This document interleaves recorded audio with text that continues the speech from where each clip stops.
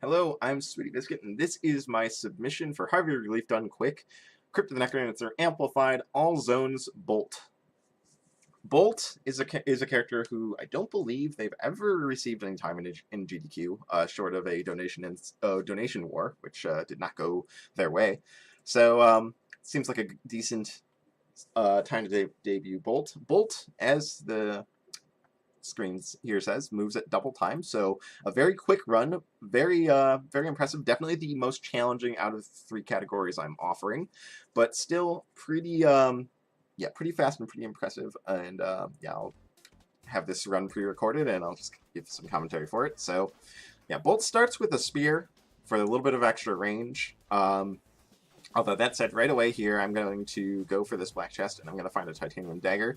A lot of players aren't comfortable giving up the long range, but I feel it's, as long as you're careful, the extra damage is going to be worth it in the early game.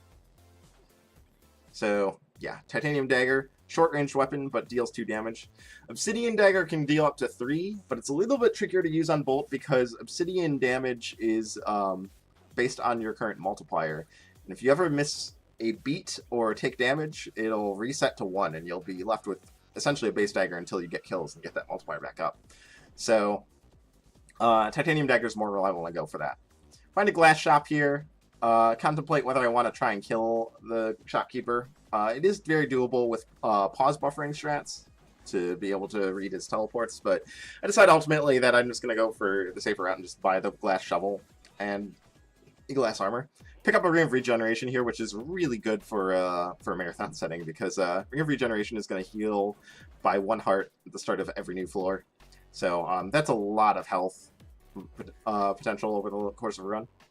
Get the Flawless on the Fortissimo here, fight here, and I swap to a Blood Rapier. Not quite what I was hoping to find. I was hoping to find a weapon with reach and damage. Blood Rapier does not so much have the damage. It's a 1 damage at close range and 2 damage on a moving lunge attack from a distance. You'll see me use it here to kill the Minotaur in 1 cycle. And it gives me a little bit of health regeneration for every 10 kills, but I'm fine with just running it for now. Over there, though, is a boss shrine. It's one of the new shrines in the Amplified DLC.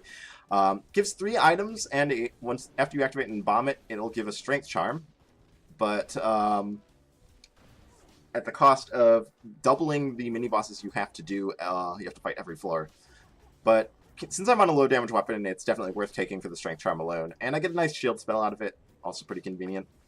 So yeah, now with that strength charm, this Blood Rapier is totally viable to run all the way to the end of the game. So King Konga here. Konga's throne sits on top of the level 3 wall, so with that glass shovel I can dig him out pretty easily. And he has 3 health, so with a lunge attack I can finish him off easily. So I'm looking for maybe a better weapon here. I don't really feel like I need the health regeneration from the Blood Rapier since I have the Ring of Regen, but I actually get armor, which is also fine.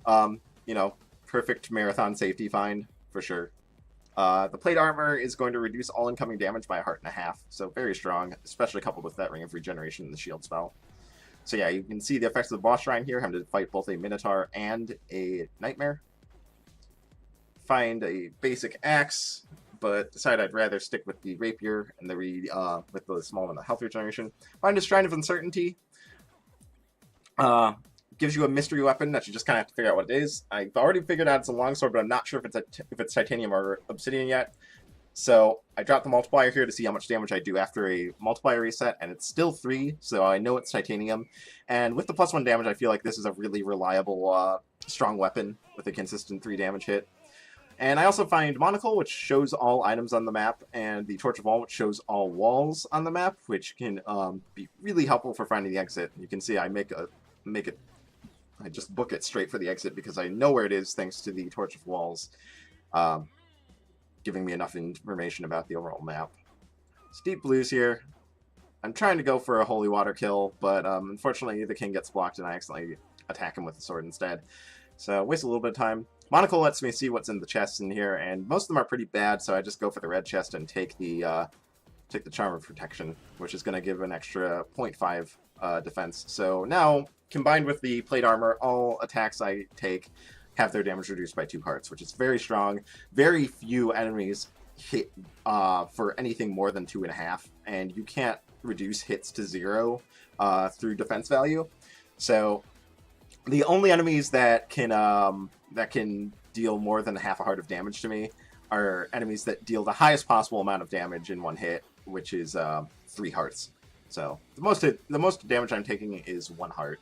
Uh, Barring there are some circumstances here in Zone 4. There is a dangerous ooze hazard. The bright green tiles you might see will cause the shrunk status, which disables attacking and doubles incoming damage. So I do have to be really careful about ooze. These golems will actually drop some ooze when they're attacked, so I try to just avoid them and avoid attacking them here. I pick up the Blast Helm, which changes my bombs to be an area of effect, instant detonation when I use them. Combined with the Grenade Charm, which boosts bomb damage up to 6, I now have an instant on-demand 6 damage AoE effect, as well as immunity to all explosive damage. So very strong build right now. Kind of struggle with this Blade Master on the bounce trap, a little bit of a trolley setup, but yeah, make pretty short work of that Zone 4. At this point, I'm taking quite a bit of damage because I found a potion back in Zone 4. Potion is essentially an extra life. When you hit 0 health, it refills your health and gets automatically used. So I have so much defense and extra health that I just play the rest of this run really aggressively, as you can see, just ignoring half the enemies in there and just pushing straight for the exit.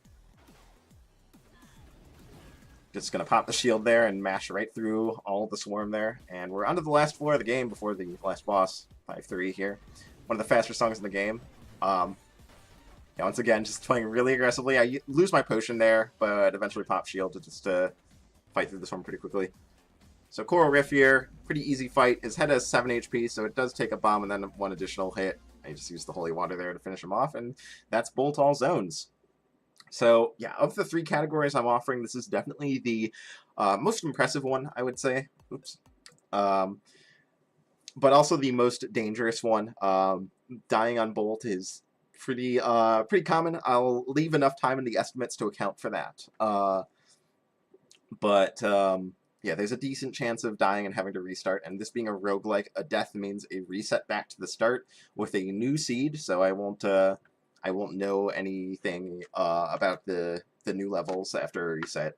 But yeah, definitely the most impressive, and still a pretty quick run, so definitely worth considering, especially considering that Bolt has not been in the GDQ yet. But anyway, that's all I got. Thanks for watching.